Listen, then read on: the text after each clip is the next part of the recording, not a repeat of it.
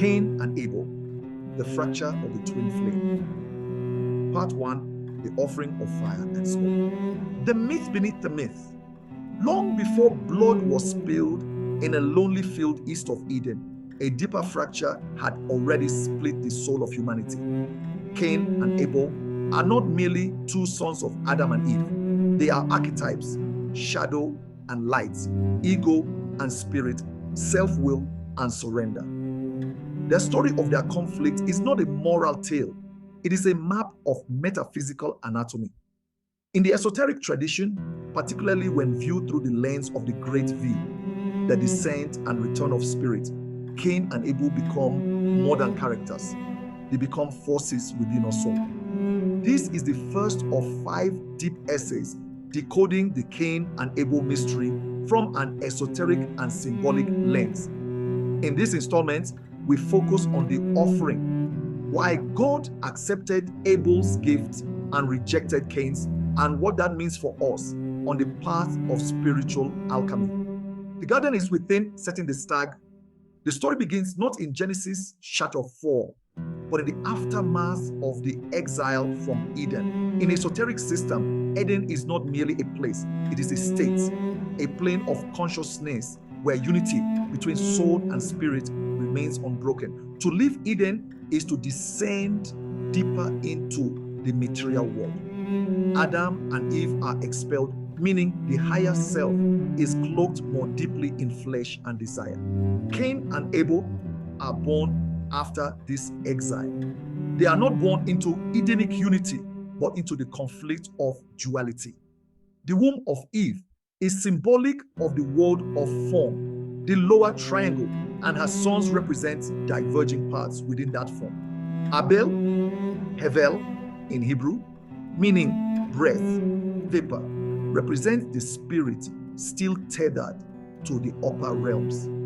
His sacrifice of a lamb is a gesture of spiritual memory, fire, and blood offered from the heart.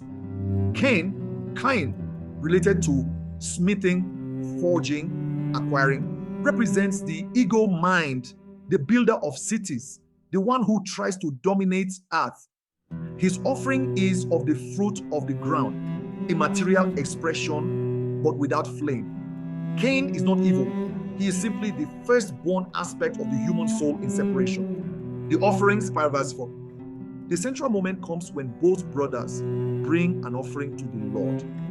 In esoteric symbolism, offerings represent the internal attitude of the soul toward the divine. It is not the object that matters. It is the essence behind the gesture. Abel brings the firstborn of his flock. He gives life, blood, and spirit. Fire is invoked.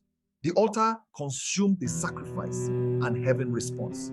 Cain brings produce from the earth, not his first fruits, not his best. He offers what he has gained, not what he has given up. There is no fire, no blood, no surrender. And the Lord had respect unto Abel and to his offering, but unto Cain and to his offering he had not respect. Genesis 4:5. Why does God accept one and not the other? Because in the esoteric lens, fire is the language of spirits. Blood is the price of transformation. Abel's sacrifice signals willingness to ascend. Cain's signals attachment to the lower worlds. Cain's anger is not just jealousy. It is the reaction of the ego when it realizes that spiritual fire cannot be forged through effort alone. It must be surrendered into. The warning: sin lies at the door. God speaks to Cain, offering him a cryptic invitation. If you do well, will you not be accepted? And if you do not do well, sin lies at the door. Its desire is for you, but you must rule over it. This is not condemnation, this is initiation. God is saying, you have the same potential as your brother, but you must master the lower self. The door here is the threshold between lower desire and higher choice. In esoteric systems like Kabbalah, this door corresponds to Yesod, the gateway between the material world, Malkut, and the realm of inner alchemy. Cain stands at this threshold. His emotions, jealousy, wrath, confusion are the raw lead that could become gold. But he refuses the fire. The murder, symbolic fratricide. Cain rises and slays Abel in the field. In the outer sense, this is a brutal murder. In the inner sense, this is the moment when the ego extinguishes the flame of the spirit within, when lower will crushes the voice of intuition, when the I declares war on the I am. The field is symbolic. It is the arena of choice, the same field we enter every day in moments of temptation, fear, pride. Abel is not lost. He is sacrificed again, and his blood cries out from the ground. Blood, arche, life. Abel's spirit enters the earth, the same earth that Cain clings to. The inner meaning, spirit cannot be destroyed, but it can be buried beneath lifetimes of self-centered power. The mark on the exile. God does not destroy Cain. Instead, he places a mark upon him. The esoteric meaning of this mark is profound. It is not a punishment. It is a seal of spiritual potential. Cain becomes the prototype of humanity in exile, marked, fallen, wandering, but also protected. Why protected? Because in the divine plan, even ego serves a purpose. The great V must descend before it can rise.